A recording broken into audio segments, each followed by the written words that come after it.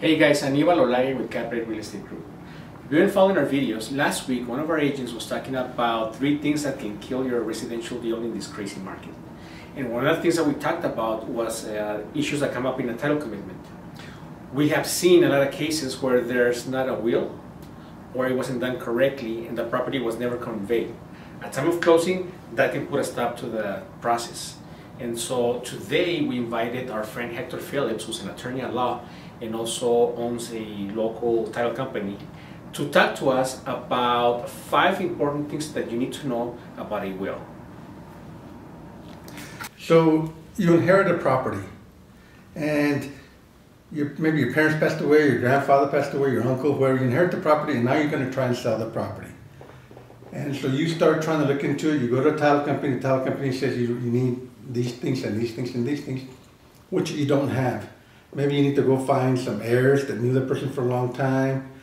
Maybe people are fighting and so nobody's going to sign, or some persons are not going to sign. So, if you avoid all of that, if you would have a valid will. A valid will is a document that basically disposes of your assets. And obviously you do that when you're alive, and you try to talk your parents into doing that, because if they don't, you're going to have issues later on. Now, the requirements to have a valid will. Number 1, you need to have legal capacity. To have legal capacity, you must be 18 years of age, be married, or be in the military. Basically, the main one of those is you have to be 18 years of age. Number 2, you have to have testamentary capacity. What do we mean by that? The person needs to be of sound mind.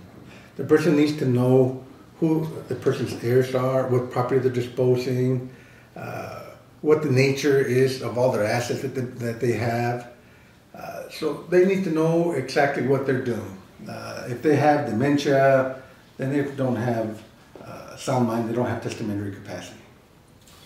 Number 3, you have to have testamentary intent. You have to intend that at the time you sign your last will and testament, that you make a revocable disposition of your property and that takes effect at your death. Number 4, you have to have formalities. So basically you have to have a written will for it to be valid. And there's 2 types of wills. There is what we call a holographic will that you just write out in your own handwriting and do it all by yourself. And then you have the written will, where it's all typed up and signed. Now, you don't need an attorney to do a will, but I don't recommend that you do one without an attorney, because I've run across wills that aren't valid and the court doesn't accept them, and you have problems because now you get back to where the person died intestate, that is without a will. And then once you do have a will and the person passes away, you have basically 4 years to try and probate the will. If you don't probate the will within the 4 years, it's not impossible to, but it makes it more difficult. So if you have somebody that passes away and they left the will and they left the property, don't wait. Go and probate the will now, because the more time that passes, the harder it's going to be to do it. And then if you get past that 4 years, it's going to be very difficult, if not impossible, to try and probate that will.